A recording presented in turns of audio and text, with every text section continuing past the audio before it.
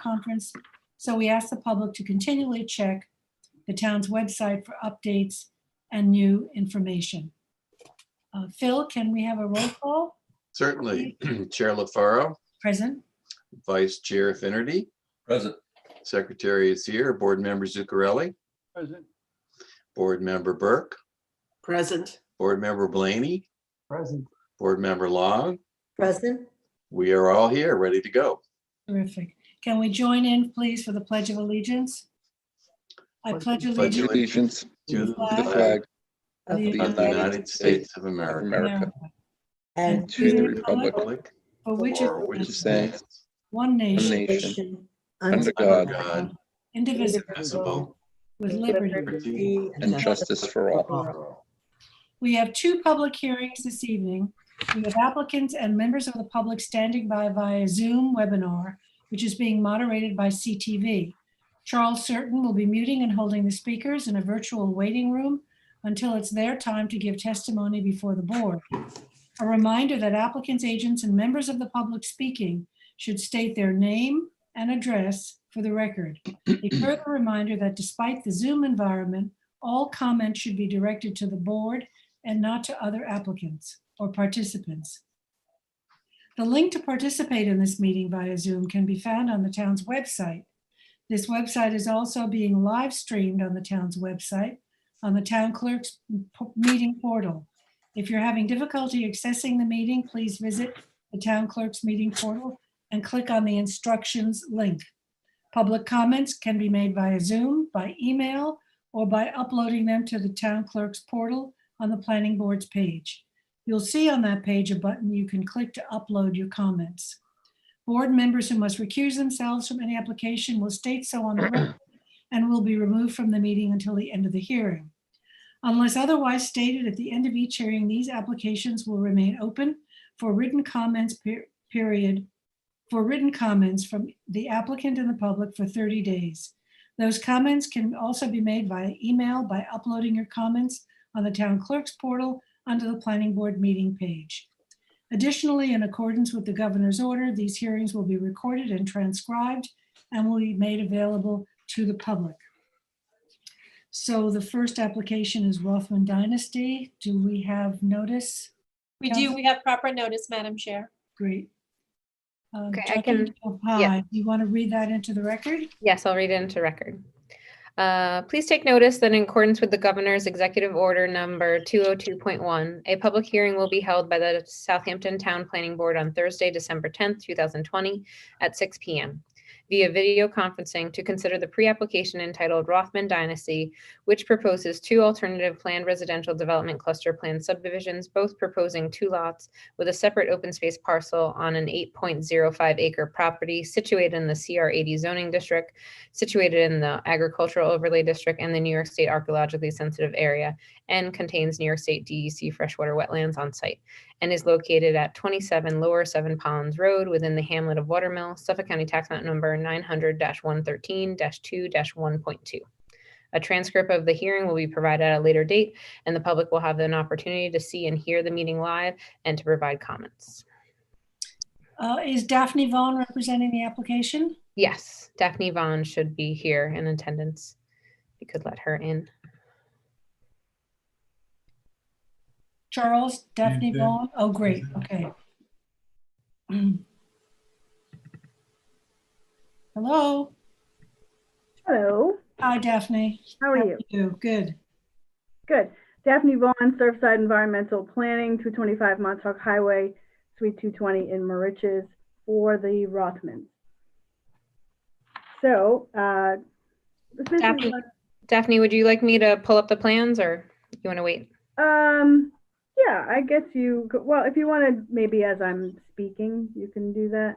Sure. Because basically, we've had a couple of hearings on this, so I want to update the board and just refresh your memory from our past discussions. So we were, Jackie presented a pre-app report to the board in September of 2019. And at the time of the discussion of the pre-app report, it came up that there was a covenant on the previous subdivision, Watermill Land Corp. that stated no further subdivision. So we went through a covenant amendment process last winter, spring, and on May 14th of this year, the board closed the hearing with regard to that covenant amendment, saying that you were agreeable to amending that covenant, but not until final conditional approval of the subdivision. Additionally, one of the other items that needed further addressing, issues that were discussed in the drafted pre-app report, was we're requesting to have a secondary driveway. We're going to have a common driveway on Lower Seven Ponds Road, and we're requesting a secondary driveway for proposed Lot 2 onto Seven Ponds Towed Road. The board may be familiar that Lower Seven Ponds Road is a back road thoroughfare to access points east of Southampton. So it's quite a busy road in the mornings and in the afternoons for the commute times. And in the summer, it's extremely busy. So the owners are asking to have a secondary access that would basically wrap around the western side of the parcel. It would be a 20-foot wide driveway. Yep, that's it. And in June, Jackie and I met at the site and had a discussion about it. There's an existing drainage structures associated with the Five Corners further up Seven Ponds Tout Road. Jackie had suggested that I have a meeting with the highway department. I did submit a request for a meeting to Alex Greger, the highway superintendent, and in early September, I met with two of his employees to discuss what the highway department would like to see in order for that driveway to be feasible. We took that information. The surveyor went out and shot some topo to have accurate topography for the existing drainage, and we have an engineer who had engineered a plan to show proposed drainage for a culvert that would basically allow for continuous movement of storm waters in storm events. So that plan was submitted to Jackie a couple weeks ago, and to my understanding, and Jackie, you can certainly comment, this was distributed to the highway department and the town engineer for their review and comment.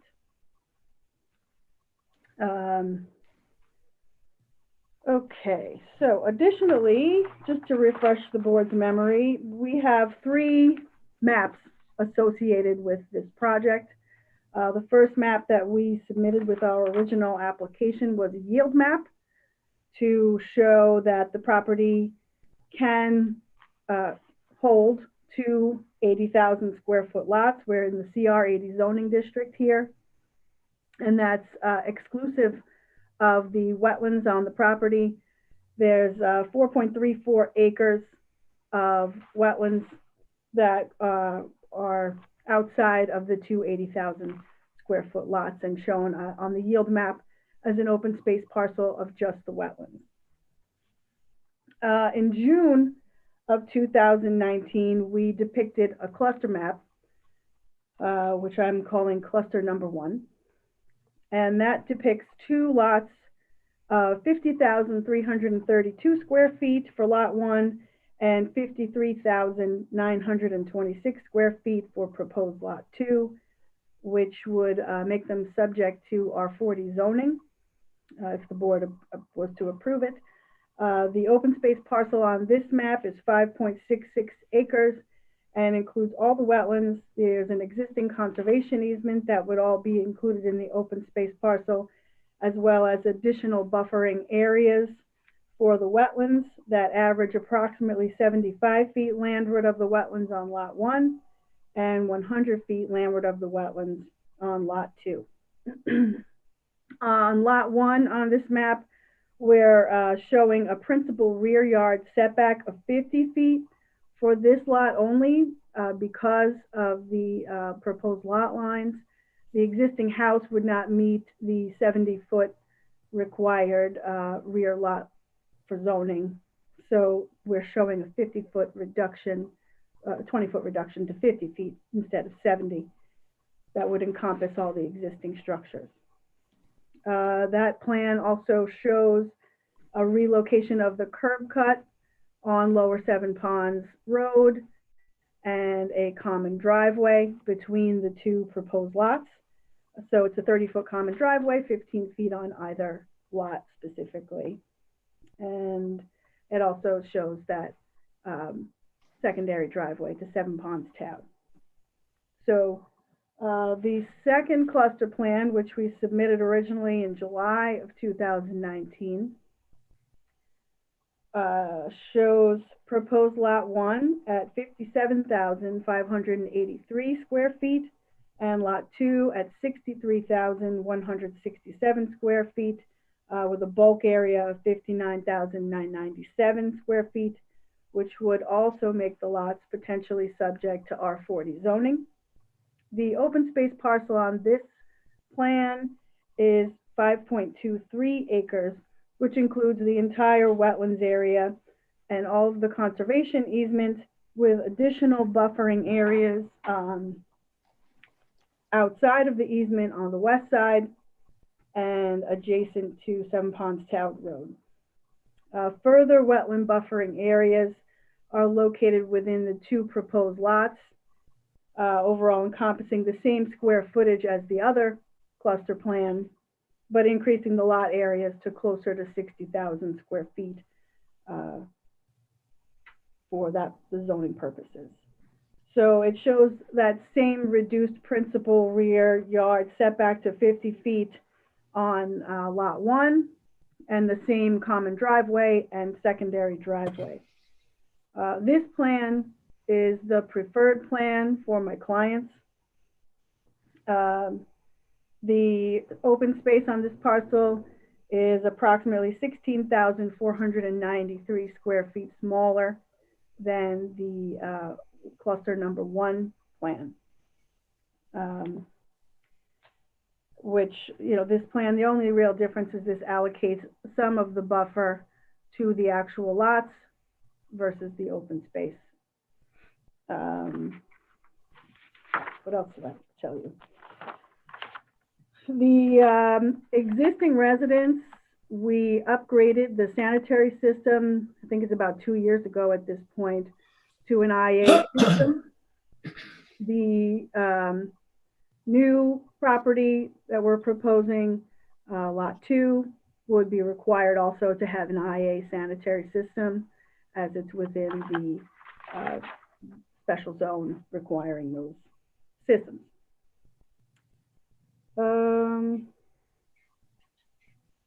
Yeah, I think, oh, the only other thing is on the first cluster plan that shows the whole buffer on the open space parcel, we would need relief for accessory structures because I think there's less than 20 feet. Or is it 30? It's less than 30 feet, I believe. It's showing 30 on the plan for the tennis court. Oh, it is. And well, it's showing 30 as the dash line, and it looks like you guys are requesting the tennis court be shifted over possibly 20 feet maybe. Oh, right. Yes. 20 from the. I'm just reading the plan. I think you're. Yes. Yes. Accessory That's what setback is we 30. would. Yes. You're right. I'm sorry. And then that's 20. Thank you, Jackie. Yes. So in order that basically my client would like to be able to accommodate both parcels with 2-story single-family residences, swimming pools, and tennis courts, you know, potential development for all of that on both parcels. So we would be seeking that zoning variance, I guess we would say, for the accessory structures where the principal would not have any issue on the new lot. Jackie? Yeah. Being a cluster plan, can't we modify the setbacks? Yeah, I think that's what she's requesting, is that she's requesting dimensional relief based upon the cluster. I I think we discussed R40 essentially, because the lots are over 50,000, but not over 60,000. So with R40 zoning, though, I think they were considering, R40, I think requires 30. So they were gonna ask, I believe, for 20 in that case for the side yard setback. Yeah, I mean, that's routine. We have the ability to modify any of the setbacks. Yes, yeah, we could literally spell out every setback. We try to keep it as close to the zoning as possible, just because it makes it easier for, processing further on down the line. But we can decide and spell out specific yard relief in the final conditional approval. Good.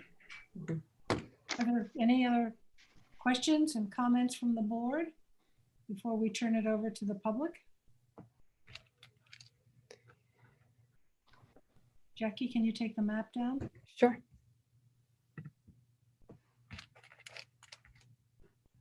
Do you know, Jackie, if someone's here to speak to this? I did not receive any registrants for this item or was notified of any. If anyone wants to speak, they can just raise their hand. I can. I see no hands. Okay, and no other comments from the board. Can I entertain a motion to close? The 30 I day have a hand. I do have a hand. So You have a hand. It's not my hand, right? Not Dennis's.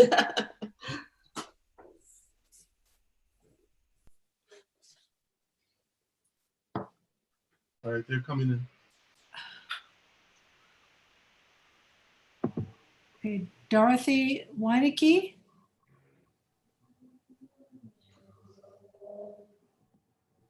What was the name? Dorothy, is it Dorothy Weinecke? You guys are on mute. You're muted. Can you hear us now? Oh, Yes. Yes, we can. Yes. Okay. Do we just speak or yes, please. State your Okay. name. Just state your name and your address. Mom, start? Dorothy Winnicky, 96 7 Ponstown Road. I will be the I'm the next door neighbor to the parcel. And And my name's Robert Winnicky. I'm her son. And you guys have met me before. Hi, good to Hi. see you. Hi. All right, I got a couple questions just to start off. I heard Daphne say amending the covenant. You voted to amend the covenant. Correct or incorrect?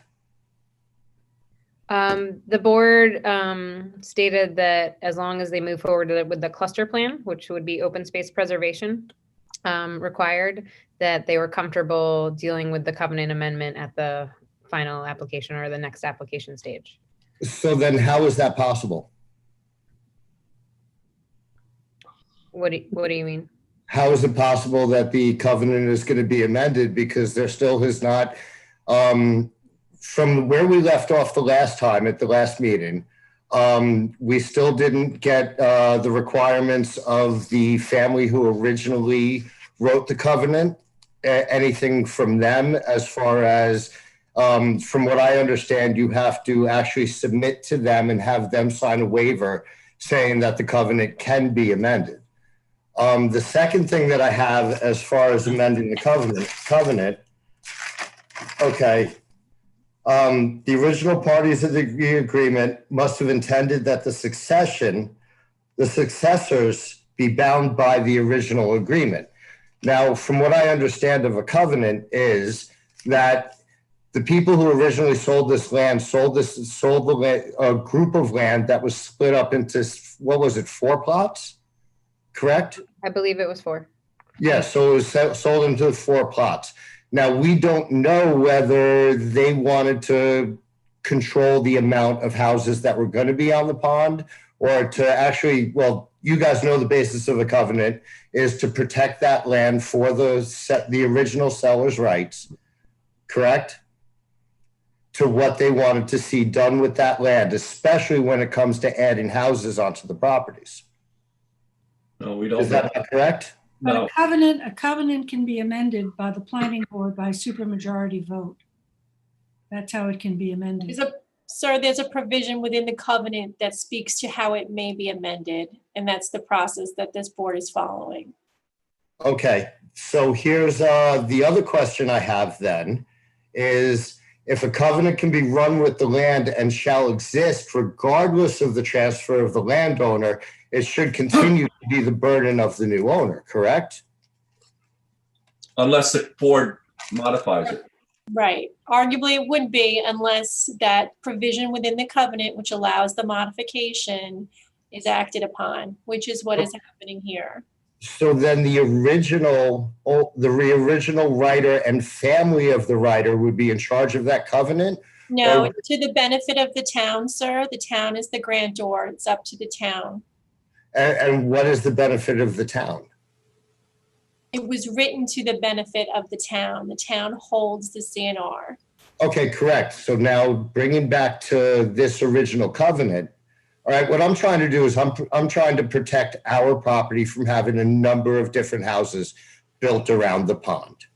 Okay, this breaking this covenant can set a precedence that will not just include these four, but the other three covenant or the other three properties that are around the pond. I'll jump in here. The troubling aspect of the original 1980s subdivision into the large lots was that the pond and the sensitive environmental area surrounding the pond was attached to the lots as opposed to be conveyed to the public and gone into the public domain. So the thought of the board, it's something that wouldn't happen today. So the intent of the board is by allowing the amendment of this covenant, we're requiring that this land, this pond, this sensitive land, goes into the public domain. For instance, if you go down Seven Ponds Town, there's been a fence there for decades, and that fence has to come down now because now it's going to be public land. People keep putting on fences to keep the public out, or someone wants to launch a canoe or something, or do a nature walk. They'll now be able to do it. There won't be no trespassing signs slapped onto that fence. Okay, so now that brings up two other questions for me. First of all, if the covenant was to say that the original owners wanted those pieces of parcels and the pond to be part of the covenant and to keep them as private land, shouldn't that covenant remain? Because one of the things of a covenant is to protect the land around the pond for those plots. It's solely at the discretion of this board, and I can tell you, I live around the corner from that property, and for I know where you live. We're neighbors. Right, I understand. I know where your house is, but for 40 years, I've had to drive up that road and watch that freaking fence go up. Periodically, you get knocked down, and someone would put it up, and then there'd be the no trespassing sign. And I can't wait for the day to see that fence get ripped out before this map is filed. That's where I'm coming from. I can't speak for the rest of the board. Go ahead. The fence on my property was ripped down as a part of the conservation board. They left up the little bit of the metal fence, but they had me rip down all of the wood fence, which I was very happy to do, going down to the public access as part of the giving a permit to build on the land. The conservation town had us rip it down. So that's been ripped down for more than 20 years. But there is a part on the other side of the access that is on the property they're discussing that still does have the fence. That's falling down. That is correct. But yes, no, because I literally took that fence down myself, and we literally took down from our driveway all the way down to the public access. I applaud your efforts. Thank you. It was a tough thing to do. Yes. Okay. So now you're saying that property then is going to become public? Yes. Because I mean, as of right now, like my property where I am is not public. Correct. Okay. We still have said now, turning that land public is part of overturning the government, or not overturning the government, overturning the covenant? No, the amendment of the covenant is a necessary first step to allow this subdivision to move forward. But part of this subdivision is going to be that that sensitive land is going to be dedicated to the public. If the landowner says, I don't want to dedicate it, then we would say, we're not going to amend the covenant. Simple quid pro quo. So you guys are saying there's an offering or a solicitation of property? There's an offering. Okay, so there is an offering of property to influence the civic action of this committee. No. Is that correct? Sir, that's That's not what fair, this- and I'm not going to allow you to say that, no. It's a question. You can make your comments. This is not an opportunity to question the board. It's a public hearing. I'm not questioning the board. I'm questioning the actual reason why this covenant is being taken down, to add another house on the pond. Okay, to add more access. I'm asking you not to characterize what you believe this board is doing in nefarious Excuse me? terms. Can you just repeat what you said? I'm asking you not to characterize what you believe this board is doing in nefarious. I am not categorizing or, wow, you got defensive really quick. It was an easy question. It was just a Sir, question. make your comments. I like you people. We're all part of the same community. I see you guys on the street every single day. I would never go down that road where you thought I just went. Okay, can Okay. I just let me intercede here. The covenant, by lifting the covenant, allows us to get open space, which environmentally is a positive, to have open space and not have development. And that open space will be turned over to the town. Am I correct, Daphne? Yes. Yeah. So it's a win for the environment. It's a win for the pond and for the neighborhood. So Well, I don't see how adding another house in our area. I mean, you see what's going on here. You guys are part of the planning board. There's houses going up everywhere. There's people showing up everywhere. What is going to stop this person from putting up the other house and then therefore selling it to another person that will now be on the pond? Now, what's going to say that?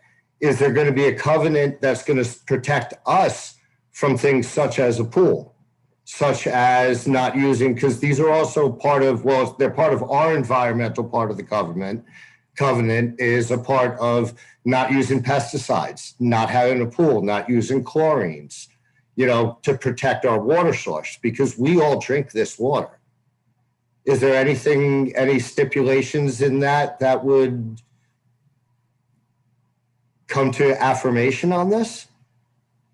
There are a number of a whole host of environmental safeguards and regulations assigned to this lot, including clearing limitations, the requirement of an IA septic system, and on, that are designed, they're going to be imposed on this new parcel in order to protect the integrity of the pond. Okay. Okay. So let's just go back to protecting the integrity of the pond. So now you're saying that this is now, again, adjacent to my property or our property is going to be public land. What is going to stop people from the public to accessing our land? Because the signs that you see going down the road, those are the ones that I post. And I post them daily. When we took our fence down, our canoe got stolen a week, almost 2 weeks after the fence came down, right off of our property, off of our dock, which is actually part of our plan. What's going to stop people from just walking out on our property, hunting on our property? that's your private property, sir. Right, but how do you stop that? Because there's no place to post back there. You're talking swampland. So I'm going to have to post the swamp along the access to not allow people in, because the law actually does say I need to post every, what is it, 100 yards? Or I think it might even be less. I mean, your comments are noted, sir, but we can't anticipate that the public is going to undertake unlawful activities on your property. The debate of public access is a big one in this town. It's actually already happening on at least a yearly basis. I catch somebody on my property, mainly during hunting season. They're probably armed. Yes, they are. Yes, they are. And it's a little disconcerting when I'm trying to leave my house and have somebody parked in my driveway because they supposedly shot a deer next door. In your driveway? So did we answer the question about the covenant so that you understand? Well, I actually just still don't understand how the covenant without the prior approval of Whiskey. Sorry. Sorry about that. One of those hunters. It's good. Yes. Without the actual authorization of the original writers of the covenant, right? Where does I understand you're saying that you have every right to, and I'm not questioning that. Who actually is in charge of that covenant if it is not the family that originally wrote it? Yeah. It's written between the Kathleen. town, Kathleen, is that Kathleen. correct? The town and the applicant The I mean, town, to and the owner. the Yeah, benefit of the town. yeah. Yes, so wouldn't the original applicant be the person that needs to be contacted? No. Wrong thing, no. Covenant runs with the land. Can we email him a copy of the covenant, Jackie Fenlon? Sure. Well, I mean, I actually have a question about the covenant too, because in the last time that we actually had this, the meeting, I actually asked about the original house and foundation that is on the proposed subdivision part of the property that I haven't seen on any of their surveys, which is very curious to me.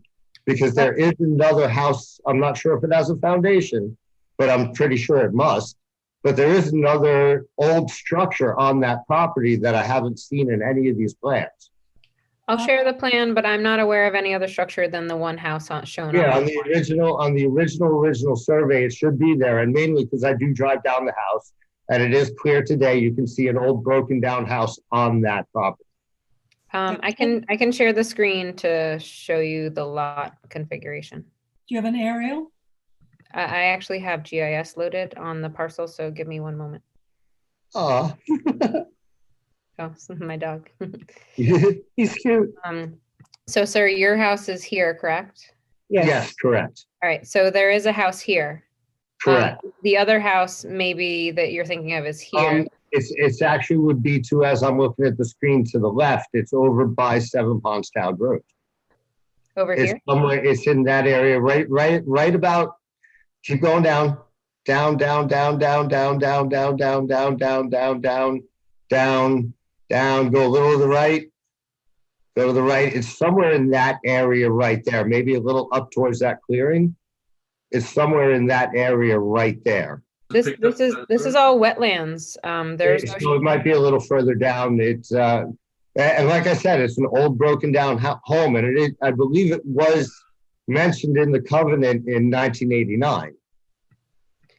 Well, it would be on the I don't see any structure there now. This is wetlands. The only other structure that I was aware of on this property was a shed that was closer to the driveway that was removed with a building permit about 3 years ago. Oh, Okay, Yeah, so there you are. there still actually is an older piece of, yes, somewhere a little bit lower to your arrow. I mean, I can see it when I drive down the road. Here? No. No, it would be further up. This is Because a that was kind of cleared over there. this is a 1976 aerial, which shows a cleared area, but I don't see any structure. Yeah, well, there definitely is some sort of structure in there. We could ask that foundation be removed as long as it's not within the sensitive wetland area. Well, my question is, do you have the covenant? Can you look up the 1989 or 88 or 89 amendment? Well, this is 1962, and I'm not seeing any property. I mean, except for there was this structure possibly here that might not be there any longer. That's probably on the neighbor's property. And it looks off-site, so it might have been here, sir. Because Yeah, this looks like no, there was it's- an old barn or a shed in this vicinity. Okay, but can we go to the covenant part? Do you guys have a copy in front of you? I don't have a copy available. It's a hard copy in the file, but I can scan it and email it to you. Well, no, because there was a part of the original reading of the covenant when we were allowed to go to court or to go to the meetings, where there was some sort of an amendment in 89 to having something to do with that original home. Oh, I think that was one of the homes that was closer to the pond. That was the lot next door. Yeah, that was the lot next door. So it's not part of this subdivision. It was this home, and there were some structures that they agreed to remove, but this home is still there, to the best of my recollection. There Yeah, were it some structures. allowed for the lot next door to have two residences On one lot. next door to this lot. It has nothing to do with the subject property. On the neighboring property, a separate property that's not being discussed. Right. And that was involved in the same covenant?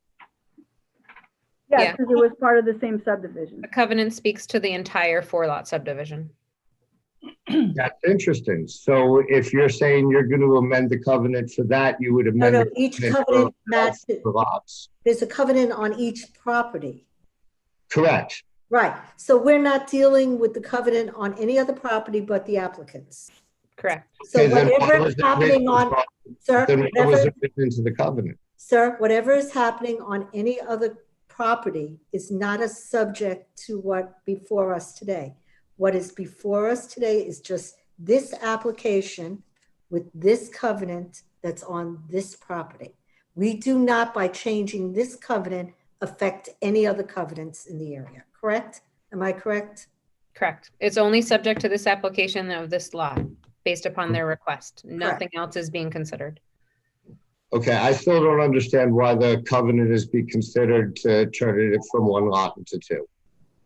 I really don't, because it goes right back to my original thoughts and sayings. You disagree with I that. think that the original writers or the family of the writers need to be They- told, or at least they need to be notified. But they don't. That's what our attorney has told you. This is totally up to the town. It goes with the town, not the original owner of the property. And So this is then- an application before the town. Right, but again, one more question for you again. So then this covenant, from what I understand about covenants, okay, is the original parties must have intended and that the successors would be bound by that agreement. So if you're buying that property, and the reason I'm asking you that is we're involved in a covenant written by the same family. Okay, we also have an 8-acre plot. We also have an additional buildable spot on our property. Now, we would never think of breaking that covenant, one, for ecological, two, because we love the property. And a big part of it too is, I mean, there's a huge archaeological I don't know how stipulation to our property and the properties around the pond. So therefore, I thought that when we signed this covenant and took on the burden of the covenant, we went through hoops and bounds and built a smaller house, cleared less area, we're only allowed to have 3 bedrooms. We weren't allowed to have a garage.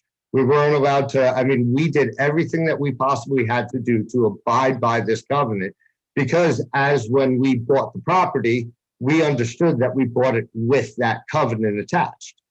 So therefore, when this person bought the covenant, he knew, or bought the property, he knew that covenant was attached. So why would he not have to be bound to the same stipulations as everybody else? Because the covenant provides that he can make application if he wishes to amend the covenant. He then comes before the planning board, which is what the covenant and the law provides, comes before the planning board, and he's going through everything that he's going through, including the dedication of a certain amount of the land to protect and preserve the land. He's going through those steps and he's asking our permission to divide the property. Now, tonight is a public hearing in which we're hearing your objections to it. And it Correct. will be considered, and then the board will make a decision.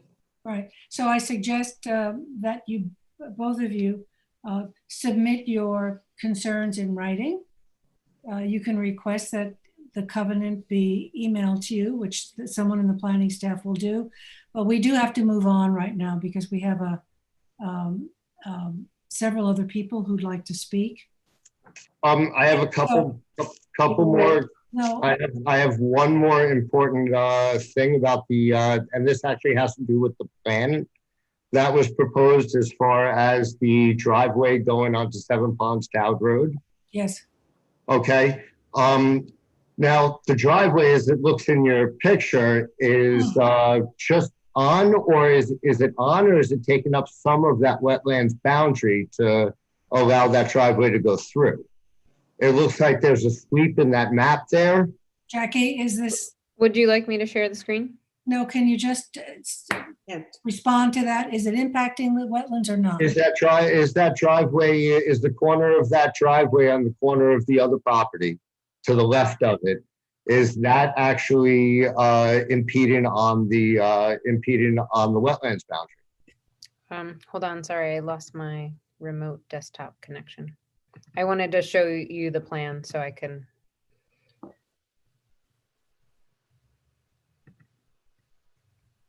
And then we really must move on. Sorry. No, I understand. I don't mean to take too much of your time. But by the way, whether you wish to or not, I mean, you could do the very same thing as these folks are doing. I know you don't want to, but. I don't want to what? To Divide your property. Yeah, why would we do that? That's up to you. I don't understand why this person would be doing it unless he's looking for financial gain. No, And that's not what nothing. You can't say that to the board. you are correct. And I apologize for that statement then. The driveway is shown right here. It doesn't give an exact measurement, but we can ask them for that. If you could, that would be wonderful, because also The wetland setback is right here. It's that dashed line with the flagging. It's that. Oh, okay. I thought it was that hard line underneath it, the second hard line further in. Okay, so it's outside the wetlands for sure. Right, so that's Outside the public wetlands, property. I don't have the exact measurement to where this is. I understand that, yes. We can ask for it though. And then the other thing is that, again, coming down our road on Flax Pond, well, that actually is a drainage area into Flax Pond, down that road, which I know you already said that. I'd like to know a little bit more about how, and this could be submitted to me in writing if you'd like, so I don't take up any more of your time. Okay, but the question is, how are they going to suffice over that water easement into the pond? And how would that affect literally the water going into the pond? Is it going to be RCA? Is it? Can you let Ms. Penland respond, please? They're proposing a culvert which will not impede the drainage currently on the edge of the road. So essentially the cement culvert that goes here will be allowed to go under the driveway that they're proposing. And we are reviewing that with the highway department and the engineering division currently. Okay. Okay. Okay. Great. Yeah. Thank you. Thank you. Jackie, can you take that off? Yes. Is there anyone else who wishes to speak to this application? If not, I'll entertain a motion to close with a 30-day written comment period by Dennis, second by Gloria, and all in favor. Aye. Opposed, abstention, 7 in favor. Okay, let's move on to Dune Road Holdings Corp. You don't have to read this into the record. Thank you, Daphne. Because this is, Well, here, this one about a 25 this is a holdover. vision. Can you please mute your I'm sorry. screen? I apologize. I didn't All right. realize. So we don't have to read this into the record, Anthony, is that correct? Or do We did notice this, Madam Chair, for a public scoping session. We do have proper notice, the posting and the mailing. Okay. All right, I'll read, let me read the notice then real quick. Okay, go ahead.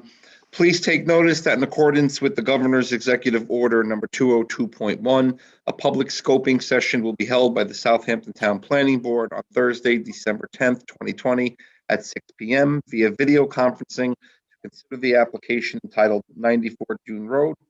The application is for a proposed change from one non-conforming use, restaurant, bar, and marina, to another, 25 condominium units on an 8.61 acre property situated in the R80 zoning district and located at 94 Dune Road in East Quogue, Suffolk County Tax Map number 900-385-1-37.3. The project meets the criteria for classification as a type 1 action pursuant to Article 8, State Environmental Quality Review Act of the New York State Environmental Conservation Law and pursuant to Chapter 157 of the Southampton Town Code. A transcript of said hearing will be provided at a later date, and the public will have an opportunity to see and hear the meeting live and to provide comments. The public can watch the live meeting on the town clerk's website under the Planning Board Meeting tab or participate through the Zoom app. If any interested members of the public would like to provide comments on the public hearing, comments can be submitted to the Planning Board via mail, email, or uploaded to the town clerk's portal prior to the meeting, where additional and updated information on ways to view and participate will be posted. In addition, the record will remain open after the public hearing for submission of written comments. Please check the December 10th, 2020 meeting agenda posted on the town clerk's website as the hearing date approaches for further instructions on how to access the virtual meeting and for any updated information. By order of the Planning Board of the Town of Southampton, Philip Keith, Secretary. Thank you. Welcome, Mr. Bennett. Hello. The floor is yours. Okay, thank you. Thank you. And thank you for reading the notice, Anthony. It was helpful. It's John Bennett, and I'm a partner at Bennett and Reed, 212 Windmill Lane, Southampton. Hopefully with me also are from PW Grosser, Brian Grogan and Keith Gennaro. I'm sorry, and Kim Gennaro. God, bite my tongue. Sorry, Kim. It's my handwriting. So I'm going to give a very, very brief project description because, as I understand seeker and the seeker regulations, this is an opportunity for the public to comment on the scoping. We have submitted a rather extensive scoping document, which has been available for some time. It was submitted back in October, I think. My whole goal here and my task here will just be a very, very brief description and then see what the public has to say. And you'll of course digest all of that and ultimately come up with the scope. So I think most people, I don't want to be presumptuous, but I think most people are generally familiar with the site. It's generally known as the Dockers site. It's in a residential zone, but it has it's improved with a bar and a restaurant, a marina, a tennis court, commercial parking lot, and other commercial recreational facilities. I'm essentially reading from the certificate of occupancy. It's all predates the designation of this area as residential. So what we're trying to do is essentially create residential uses here. They're more intensive than the zoning would allow as a matter of right, but that's one of the things that the zoning board and everybody's going to have to take into account in weighing how to ultimately come out on this application. It's interesting, there is a zoning board of appeals decision on this property, which was upheld by the Supreme Court of the state of New York, allowing up to 60 boat slips. And there are 16 or 17 boat slips there now. That's all we propose on keeping.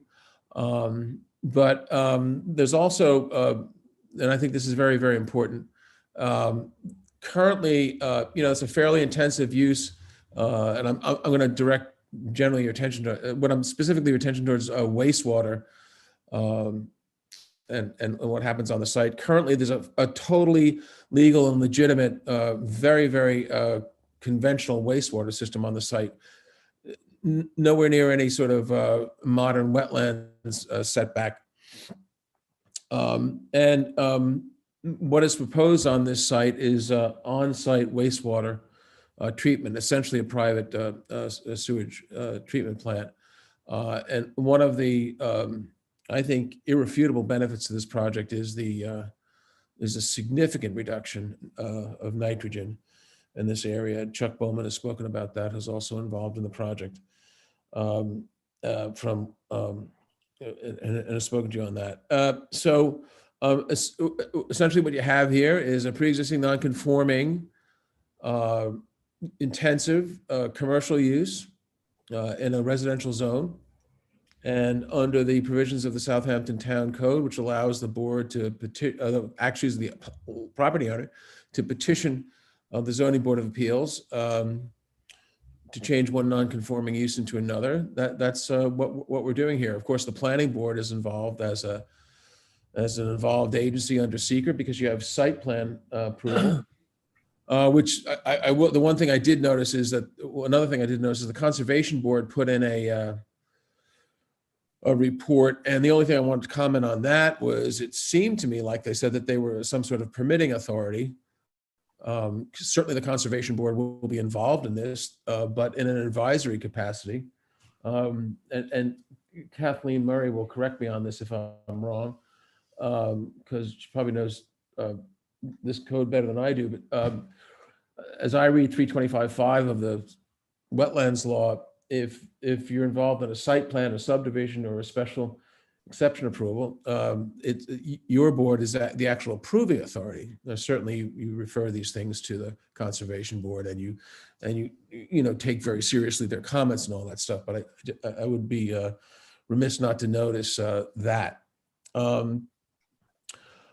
I think that we've talked about this before at some public work sessions, and we went through an original scope and what the town planning board thought and what we thought, and we did then submit a more complete document. And essentially, we're here to see, pursuant to the board's request to have a public scoping hearing to see what the public has to say. I don't really have anything else to say. I don't know, Kim or Brian, I don't know if you do, but we're essentially here to listen, as is the planning board. Yeah, just to clarify, John, yes, so that's accurate. That the purpose of the scoping session is exclusively to solicit comments from the public as it relates to the content of the DEIS. That is, what are the environmental issues or other items that people believe should be addressed in that document. So just to clarify, that's the purpose of this meeting. Yeah.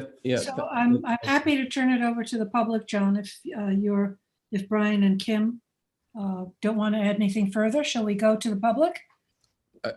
Brian, Kim, anything to add? Because if not, I think we should just get right to it. Okay. I agree with the chairwoman. I have nothing to add. This is Kim Gennaro from PW Grosser. I have nothing to add. Okay. Bob DeLuca would like to speak. Okay, Bob DeLuca. Okay. Okay, so Bob DeLuca, Group for the East End.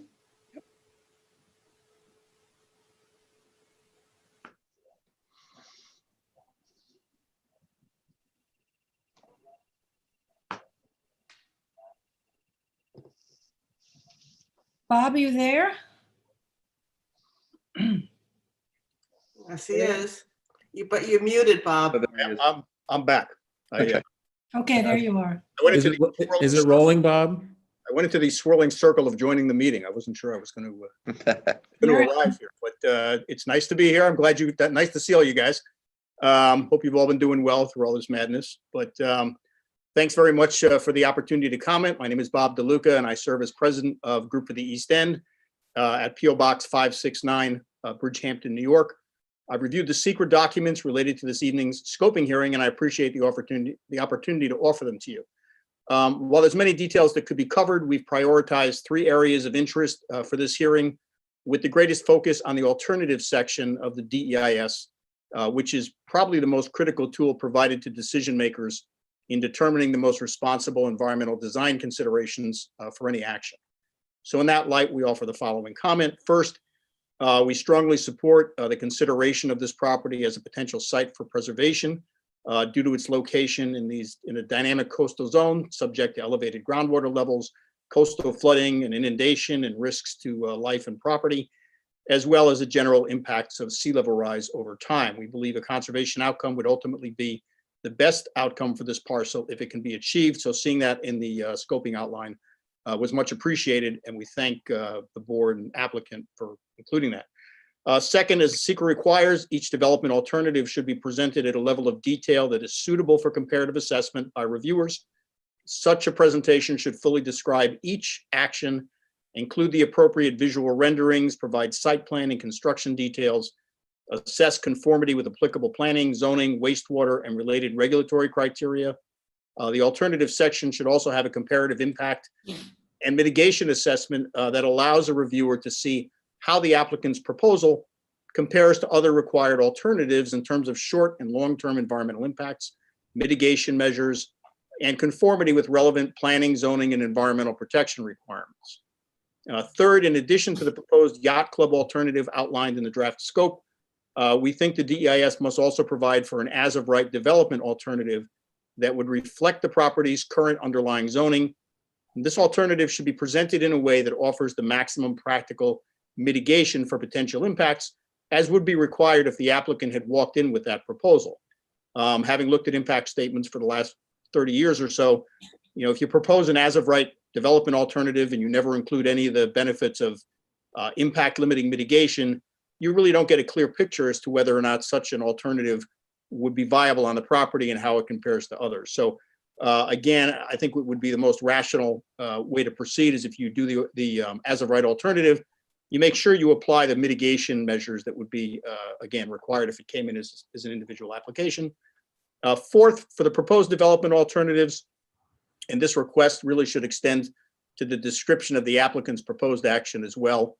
The DEIS should provide detailed information about any anticipated expansion in marina activities, including any docks, piers, or wharfs, construction, any mooring installations, any plans for fuel storage or sales, any boat repair, marine retail operations, and the like, and any dredging. In addition to these comments about alternatives, we offer the following remarks. And first, with respect to site conditions and the project description, I understand that some of this information may already be on deck from the applicant's perspective. You just can't always tell by reading the outline. So we add them here for emphasis. It would be really important to see site elevations of that property, both before and after construction. Would be important to know the depth of groundwater considered at various tidal ranges. So, at high tide, the groundwater there may be 6 inches below the surface. At low tide, it may be different. It's good to see that in terms of knowing what the development potential is. Subsurface soil conditions based on actual test holes. It's hard to know sometimes what's underneath these parking lots that are old filled-in wetlands. And that's important in terms of trying to figure out what the drainage and what the wastewater system would be. You want to know the marine bottom depths and the composition in the vicinity of the proposed action, and certainly where there's any marine construction proposed. Obviously, your flood zones and barrier beach mapping information. I don't know if there's any proposed need for dewatering with respect to foundation footings or something like that. If that's thought about or required, that should be looked at as part of the impact assessment. Obviously, stormwater and erosion control plans. The wastewater treatment details would be really important here. I think it's important to get the health departments, get them a detailed analysis of this before it goes too far down the road. And I say that, 1,000 years ago when I worked at the county health department, one of my jobs was to look at impact statements.